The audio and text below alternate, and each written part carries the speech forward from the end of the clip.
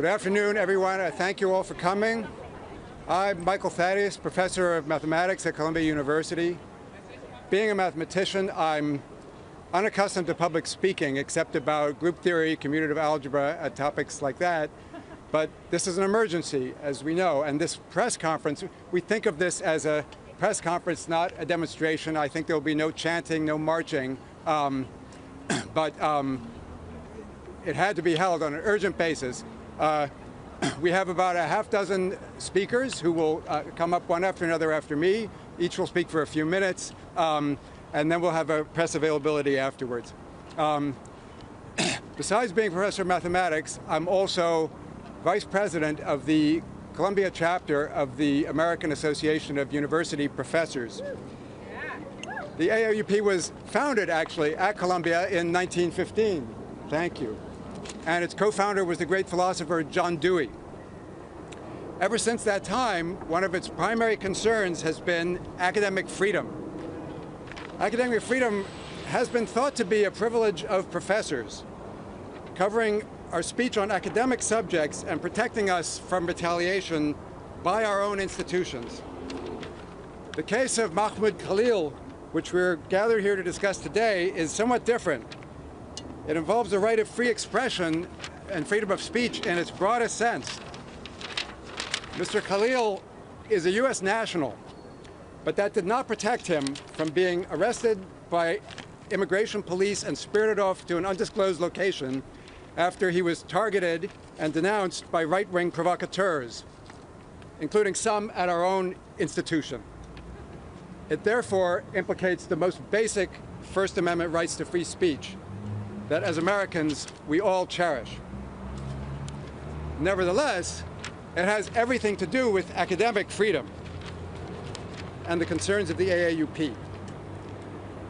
Many of our faculty, even our tenured professors, like Mr. Khalil, are green card holders, permanent residents of the United States. And many of them, scientists, historians, cultural critics, have said things in the course of their scholarly careers that are noxious to the present administration in Washington. The attack on Mahmoud Khalil is intended to make them quake in their boots and to make all of us quake in our boots.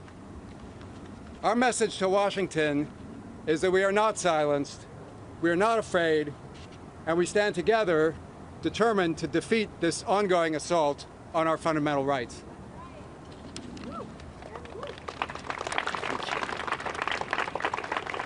Mahmoud Khalil has not been credibly accused of any violent act. He has not been charged with any crime. If he is guilty of anything, it is guilt by association. Trump's border czar, Tom Homan, alleged on Fox News that Mr. Khalil has been locking down buildings and destroying property. If there's a shred of evidence supporting these allegations against Mr. Khalil, I have yet to see it. No, his only offense has been exercising his constitutional rights to free speech and peaceful assembly. Anything else is a hot take from those who get their news from Twitter and TikTok. Students like Mr. Khalil flock to the United States from every corner of the globe, in large part because of our reputation as a beacon of liberty. Here, the world thinks someone cannot be summarily arrested and imprisoned merely for expressing an opinion or advocating a political cause. The case of Mahmoud Khalil has dealt a severe blow to that trust placed in us by the world. My activist colleagues behind me on the faculty have for many years circulated petitions and signed open letters in support of political prisoners held by authoritarian regimes in places like Russia, China, and Iran. Now we're facing a horrifying reality that our own student, a member of the Columbia community, has become a political prisoner here in the United States. This is a dismal moment in American history. We must not go down this authoritarian path one step further. Let's not let this happen in the United States of America. Thank you very much.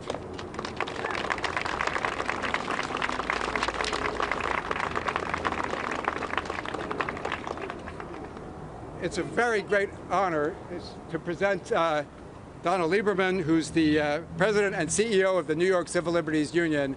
On a personal note, I must say that I have observed her work on the ground for decades. She is, among all civil libertarians, the one who walks the walk just as much as she talks the talk. And it's a great honor to introduce her.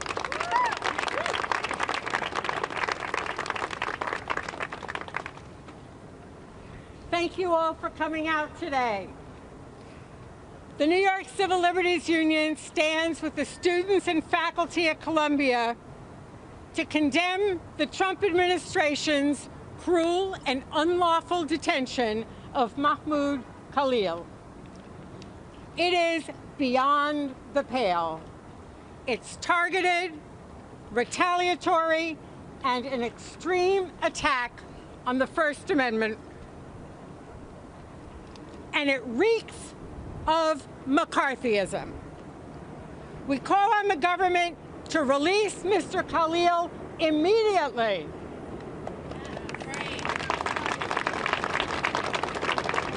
Let's be clear. The First Amendment protects everyone in the United States. And this unlawful arrest and detention are obviously intended to intimidate and chill speech that the Trump administration doesn't like, not just here in New York, but all across the country. And let's be clear on something else. The federal government has no authority to strip Mr. Khalil or any other lawful permanent resident of their status for participating in a public debate and advocating positions that the Trump administration doesn't like.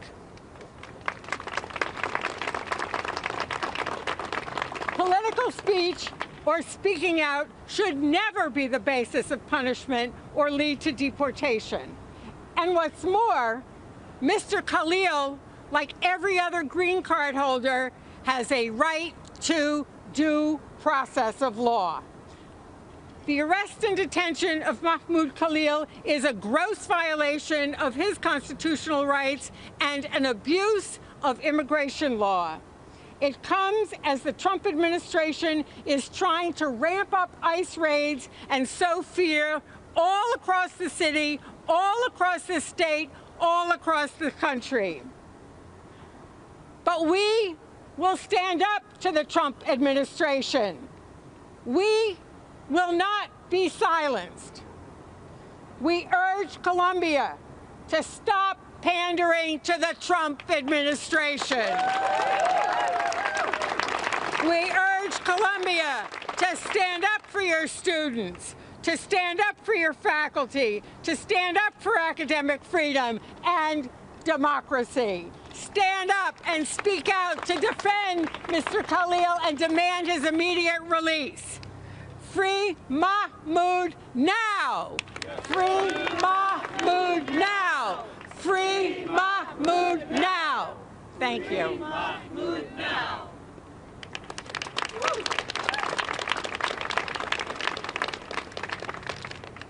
Our next speaker is another professor, Yinan Cohen, Yerushalmi professor at Columbia and fellow of the Institute for Israel and Jewish Studies. Thank you all for coming.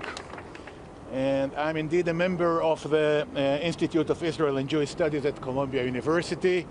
And the arrest of Mahmoud Khalil is deeply concerning and reminded me of the unlawful way the Israeli military treats Palestinians in the occupied territories. In the West Bank, the Israeli military often comes at night and abducts Palestinians from their home, wrongly alleging that political activists are members of a terrorist organization. As an Israeli American, I'm extremely troubled that such practices have been imported to the United States and manifest themselves on our campus. Rescinding visas, canceling green card, and intimidating students and staff have become the tool of choice for stifling free speech and undermining the First Amendment. Columbia University includes Christians, Muslim, Jews, Hindus, Sikhs, and athletes. And none of us will be safe unless we're all safe. Thank you.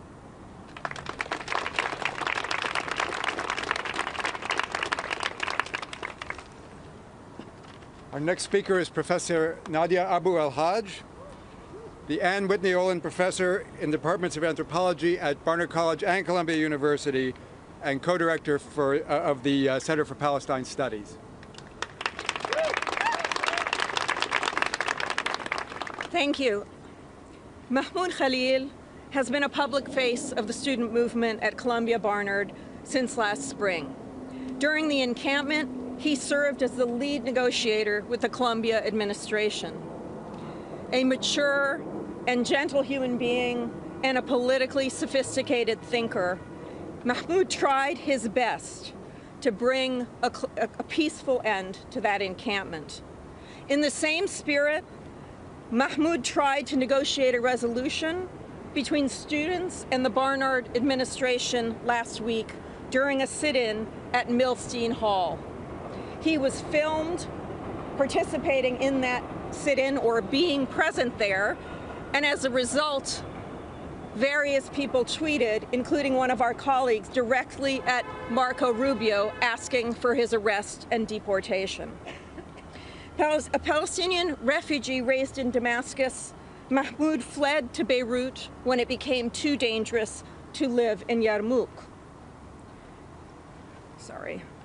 He eventually made his way to the U.S. to study. Now incarcerated in a detention center in Louisiana, his green card revoked. He is at serious risk of deportation. He may well be displaced again.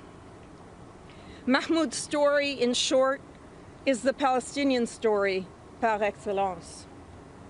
But let us be clear, Mahmoud has been detained for his political speech. It is political speech that some of our colleagues and students and many agitators outside the university and the college do not like. It is political speech that they have tried to shut down by slandering Palestinians and pro-Palestinian protesters as anti-Semites and even as providing material support for terrorism with absolutely no evidence to back it up. So let me say to all of you who have fashioned and promoted this narrative, that is, to each and every member of Columbia's Task Force on Anti-Semitism, to every colleague who has tweeted unsubstantiated accusations at individual students and student groups, and to the small group of Columbia students who have done the same, and to each of you outside the university who have participated, you did this. Your political speech has produced entirely foreseeable material consequences. Mahmoud is not safe, and that is not a matter of how he feels. He is in real danger, and each of you bear substantial moral responsibility for that fact. The narratives you have promoted have demonized and increasingly helped to criminalize simply being Palestinian in this country. And Mahmoud Khalil is paying an unconscionable price. Thank you. Yes.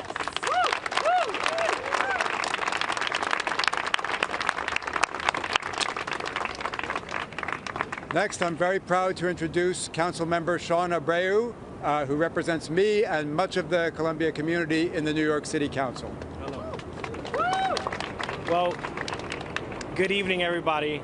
If you think the people rescinding research grants, brandishing ICE as a tool for intimidation, and slashing offices dedicated to protecting civil rights give a damn about protecting students, you're wrong. I'm Councilmember Abreu, and I'm the son of immigrants.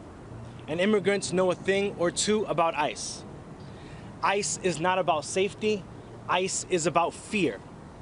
I'm also a lawyer, and there's a thing or two I know about the Constitution. I know that in America, we believe in due process. And if you think the people who brought ICE to our doorstep care about safety, you are wrong. I'm here to let you know that we are paying attention and that we need to fight against this authoritarian regime. Thank you, everybody.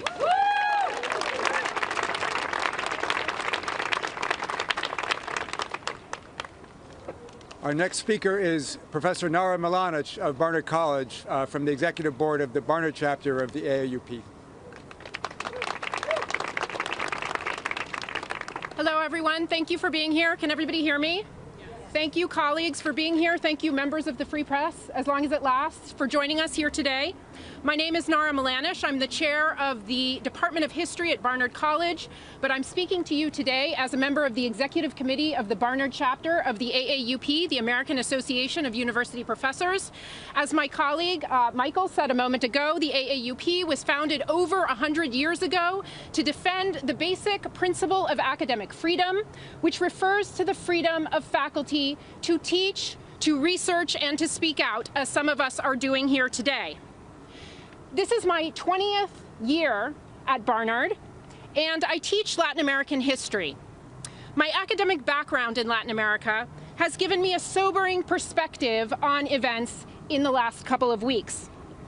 Last summer, I was in Buenos Aires, Argentina, where I had the opportunity to visit an organization that provided legal services to the families of political prisoners during the dictatorship in the 1970s.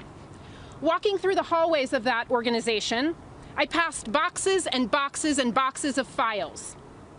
My host told me that they were stuffed with hundreds and maybe thousands of writs of habeas corpus. These are petitions that the organization filed seeking the release of political prisoners who had been abducted and disappeared by the military dictatorship. When I read that Mahmoud Khalil's lawyer had filed a writ of habeas corpus on his behalf, I thought of those boxes of files.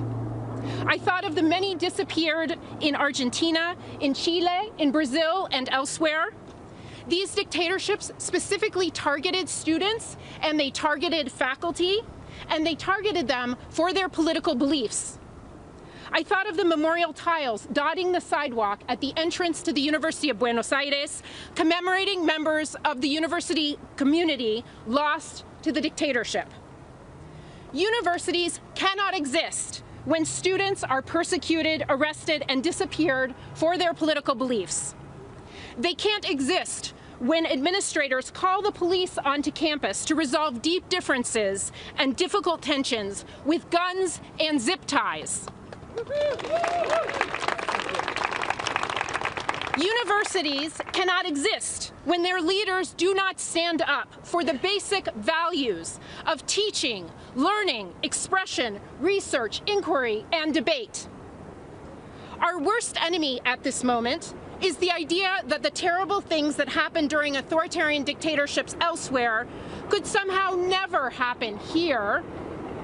But they can happen, and indeed, we must acknowledge that some of those things are already happening.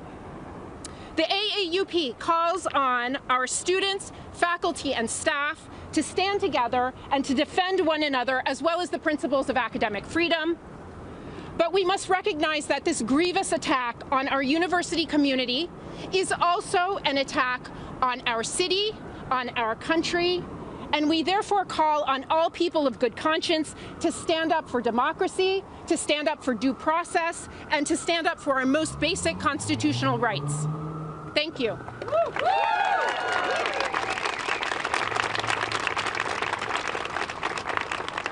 Our next speaker is Professor Mariana Hirsch, the William Peterfield Trent Professor Emerita of English and Comparative Literature and of the Institute for the Study of Sexuality and Gender at Columbia. Thank you all for being here. Can you hear me? It's hard. There's a chill in the air, and it's not from the early March wind. It's the chill of fear and despair that is all too familiar to me.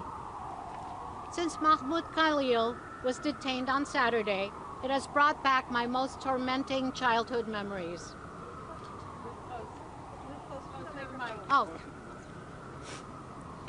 Since Mahmoud Khalil was detained on Saturday, it has brought back my most tormenting childhood nightmares.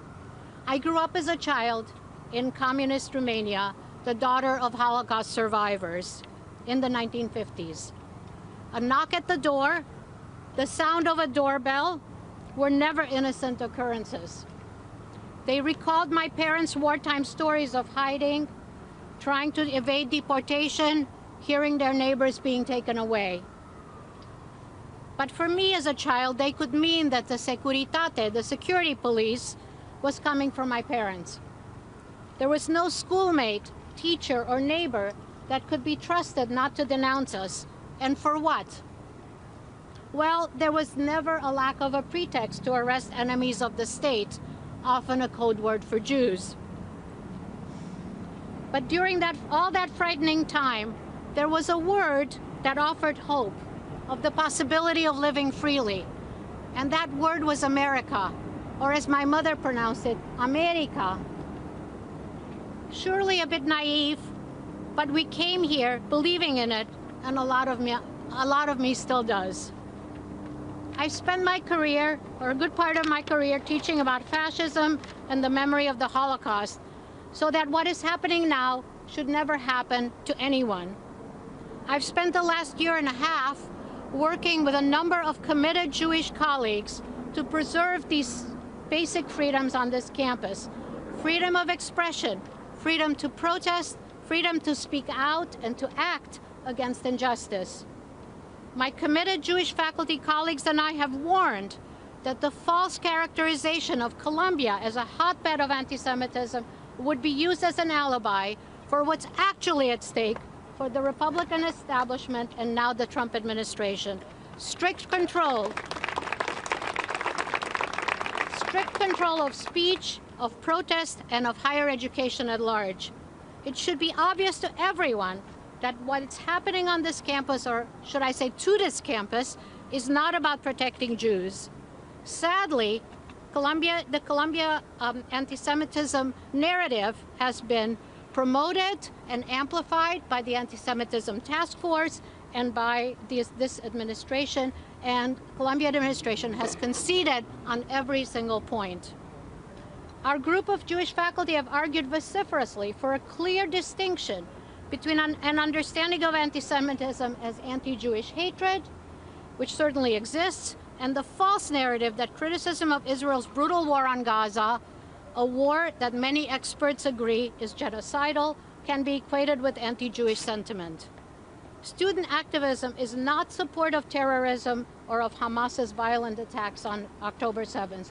That's a shameful and deeply mischaracterizing conflation that is being repeated in the press, and I'm glad you're here to hear me say this is not right. Pro-Palestinian speech and activism does not mean a lack of safety for Jews anywhere. The illegal detention and threatened deportation of a student who is a green card holder have made everyone here unsafe, as my colleagues have been saying. Undocumented international students and faculty on visas, green card holders, and who knows, even naturalized citizens like myself. Not to speak of minorities and women and Jews. The chill in the air now is the fear and despair we feel as Columbia is being made a test case for the detention of activists and with announced funding cuts for the decimation of higher education in the U.S. Thanks. Woo!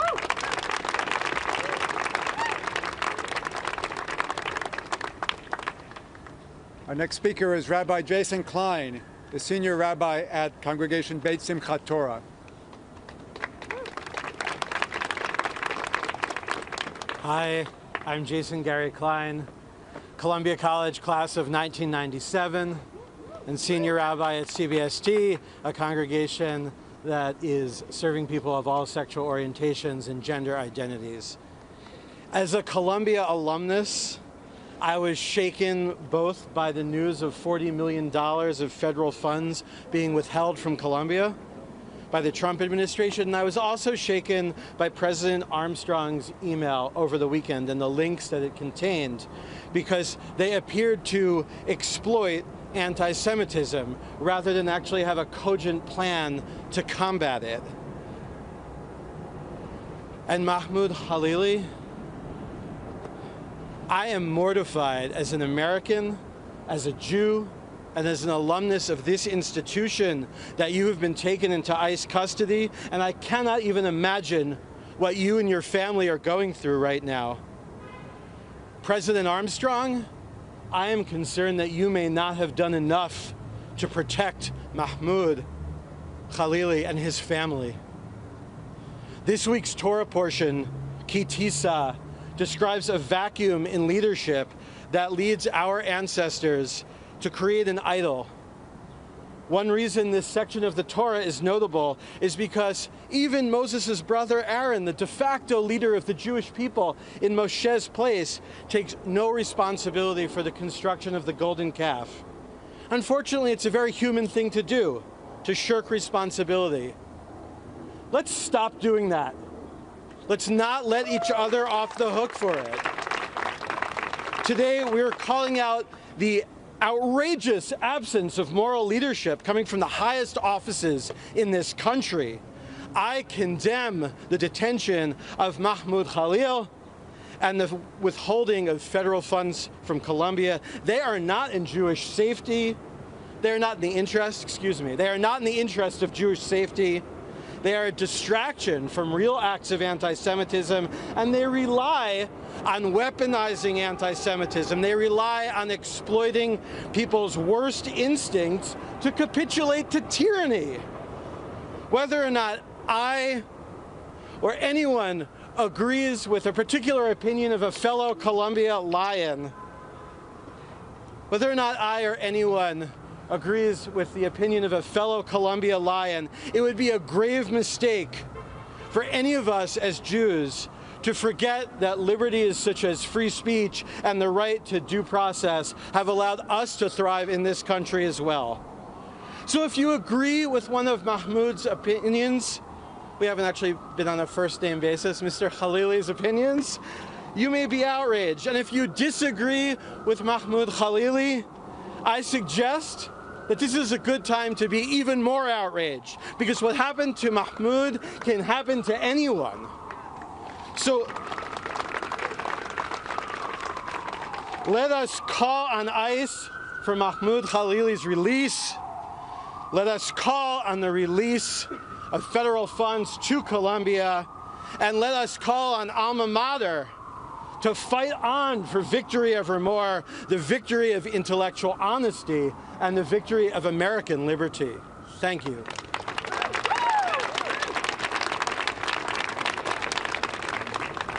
Thank you. Our next speaker is Professor Sonia Posmentier, who's Associate Professor of English at New York University, and she's here to represent the Sanctuary Campus Network. Hi, can you all hear me? Yeah. My name's Sonia Posmentier. I'm a faculty member downtown at New York University. I'm also a member of the Executive Council of NYU's chapter of AAUP. So I'm here in solidarity with my colleagues at Barnard and Columbia, and in solidarity with Mahmoud Khalil to demand his release from ICE custody, and to call also on Barnard College to reinstate students who've been expelled for protesting the war on Gaza by Israel with arms from the U.S. I'm also here, as was said, as a member of the Sanctuary Campus Network, which is a new formation of college and university individuals from across the U.S. and Canada. There are currently over 1,000 people in that network, so I can't say that I'm representing all of them, but I'm here to say a little about the Sanctuary movement and the Sanctuary Campus movement. Sanctuary as a political practice and moral principle has deep religious and secular roots reaching back thousands of years. More recently, as many of you may know, in the 1980s, the new Sanctuary movement was one expression of transnational organizing to provide safety to refugees fleeing civil wars and genocide in Central America, and to end the U.S. backing of those wars. During the first Trump administration, in the wake of the Muslim ban, we took this movement up on college and university campuses with a focus on protecting undocumented students and immigrant students and collaborating with immigrant rights coalitions in our communities. The National Sanctuary Campus Network came together this past December, because we know that all who are defined as outsiders to the MAGA state are targets. None of us is safe. Sanctuary on college campuses, the basic idea that it should be possible to study and teach and express political ideas freely without fear of unlawful detention or deportation is, believe it or not, a contested idea. When we first started organizing around Sanctuary at NYU many years ago, we were told we're already a Sanctuary campus, just in everything but the name. And then when we said, well, take the name, they said, well, that might be making a promise we can't keep, which was a little closer to the truth. Now administrators all across the country are trying to adopt a stance of neutrality or civility, but their version of neutrality is far from it. It upholds the Palestine exception to speech and critical inquiry. It upholds the banning of trans people from public life. Caving to Trump directives on DEI, social justice, and climate justice is far from neutral. In fact, it's taking us backward, creating restrictions on what we can study and how we can collectively transform university spaces. But let's be clear, it's not that our universities cannot make themselves sanctuary to all students.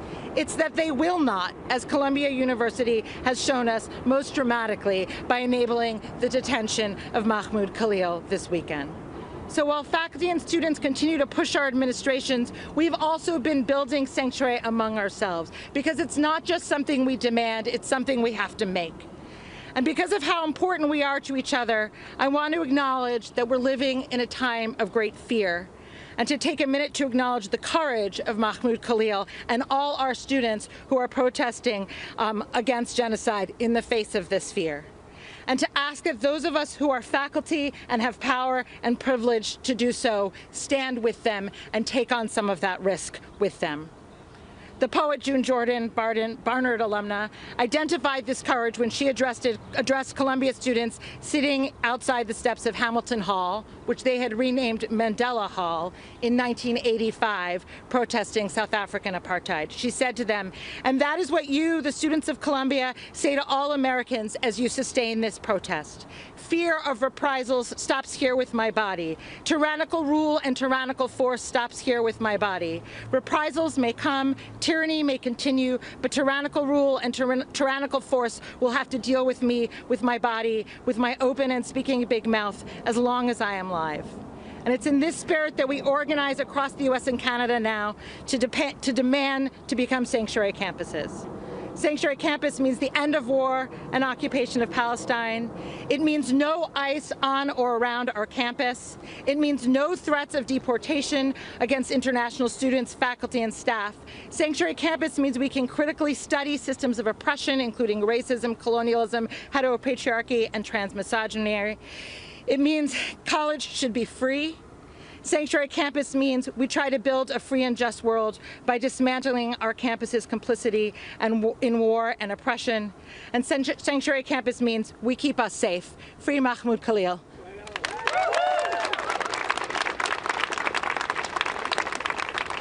Thank you. Our next speaker is Jamie Beeren, Chief Executive Officer of Bend the Arc Jewish Action.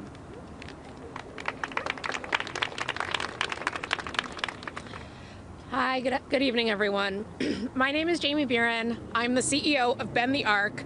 We are the largest national Jewish organization that works exclusively on domestic policy. And we're a multiracial, multi-ethnic, intergenerational movement who is rising up for an American future in which all of us are free and thriving. A future free from white supremacy, xenophobia, anti-Semitism, and racism. I'm also a graduate of the Columbia Business School and Institute for and UJA Federation. I have a certificate from the Columbia Business School nonprofit program. And before I jump into my prepared remarks, I have some exciting news to share, which is that it is being reported that a judge has enjoined Mahmoud's removal until the court has the opportunity to consider the petition that's been filed on his behalf in federal court. And this is good news. And we still have to keep fighting, both to ensure that he is released and to protect free speech and oppose this broader mass deportation agenda.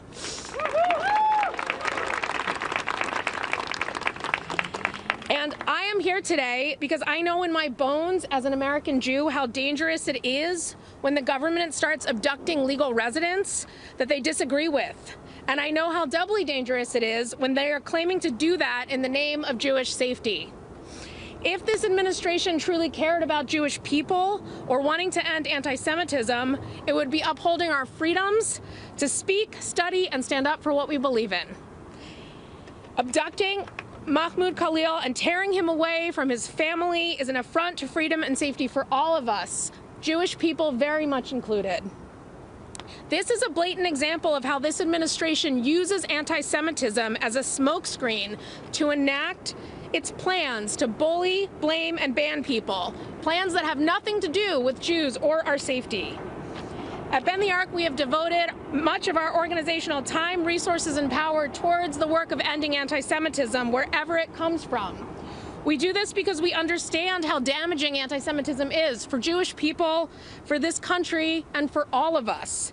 But let's be clear, abducting Mahmoud does nothing to make Jews safer. In fact, it is just another way that the MAGA movement is using anti-Semitism to generate division and fear so that they can continue to grow their power and wealth for themselves and for their corporate cronies. All anti-Semitism is unacceptable. But this strategy, which we call smokescreen anti-Semitism, is particularly dangerous because it is used by people who have tremendous power. The same people who are trying to get away with using Nazi salutes from their biggest platforms are claiming to care about Jewish people and our needs, all as a cover for their despotic plans to harm all of us, as cover for their mass deportation agenda, which the vast majority of American Jews oppose. Jewish people will not be used as an excuse to justify MAGA plans to tear families apart. We know where that kind of division ends up. We are going to call Trump's bluff. We demand that Mahmoud be released from custody and returned to his family immediately with his green card intact. And we know that the only way we can truly end anti-Semitism is by locking arms across religions, races, immigration status, and gender, and insisting that freedom and safety for all is truly for all of us, no exceptions. Thank you.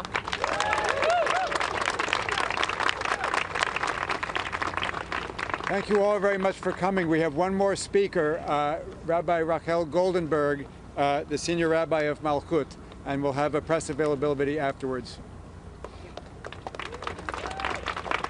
Good evening. I'm Rabbi Rachel Goldenberg. I'm rabbi of Malchut, which is a congregation in Queens. But what really brings me here today as well is the fact that I am a fellow alumna of Columbia College of 1997. And my heart is broken.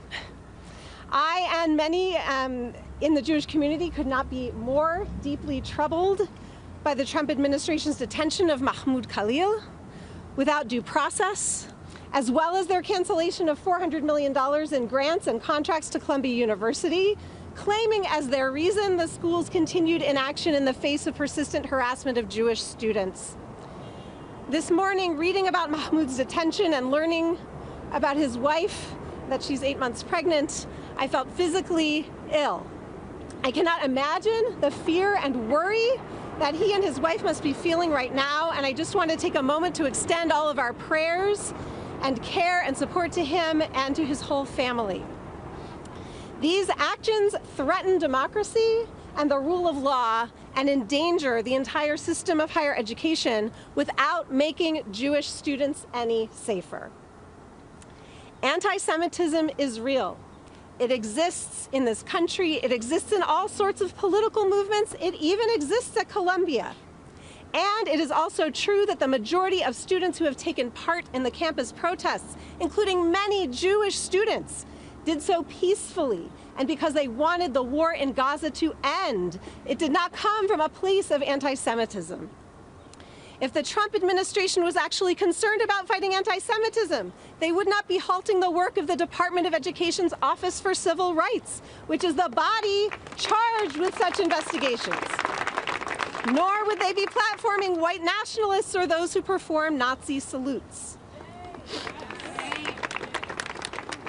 It breaks my heart as a Jew who found my path to the rabbinate in large part due to my experience of rich and joyful Jewish life at Columbia, to witness how the Trump administration is targeting my alma mater and using the pretext of Jewish safety to move forward their xenophobic and authoritarian agendas. I am also angry and ashamed that the university has not stood up to these assaults on civil liberties and the rule of law. This week, the Jewish community marks the holiday of Purim. We celebrate the biblical story of how Queen Esther saved Persian Jews from destruction by the king's xenophobic minister, Haman.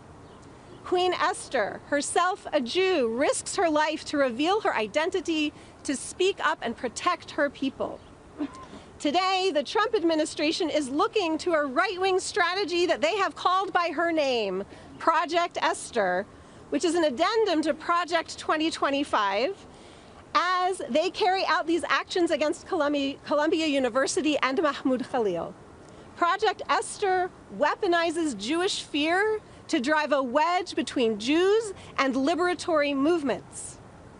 Today, we here, standing here, invoke the true Queen Esther and stand up to the forces who would use our safety as a pretext to shut down legal, peaceful student protests, to detain an expectant father and green card holder, to suppress the movement for Palestinian liberation, and to destroy higher education.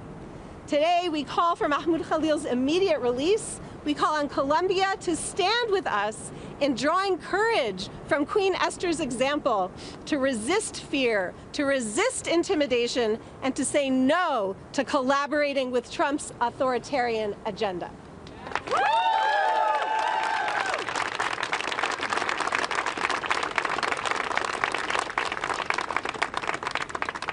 Thanks very much, everyone. That's the end of our planned speakers. If you want to stick around and spread out and speak to any folks, I can send them your way. But now is probably a good time to collect your microphones. Thanks.